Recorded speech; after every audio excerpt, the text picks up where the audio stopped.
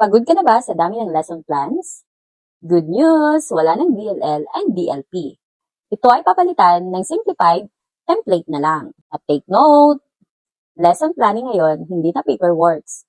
Tool na talaga para sa teaching mo. Curious ka? Panoorin mo to. Baka dito na gumaan ang workload mo. Ang lesson planning ngayon ay hindi na basta paperwork. Isa na itong practical instructional tool. May tiwala na sa teacher na mag-adjust base sa needs ng learners. Ibig sabihin, mas focus na tayo sa teaching, hindi sa dami ng papel. Pinapalakas din ang collaborative lesson planning. Dahil pwede na ang co-creative lesson plan, pwede ang lock session, shared outputs are accepted. Teamwork na, hindi na solo flight. Isa sa biggest changes, wala na ang dated lesson plan and daily lesson log. Pinalitan na ito ng simplified template. And take note, hindi na pwedeng bibigyan ng extra forms ang template. Less workload, more teaching time.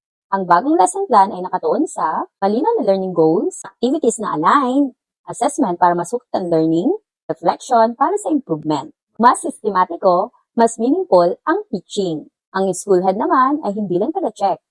Sila ay magiging instructional leaders, magbibigay ng feedback and coaching. Support system na talaga. Importante din ang reflection dahil sinusuri ang learning ng students at ina-adjust ang teaching strategy para tuloy-tuloy ang improvement.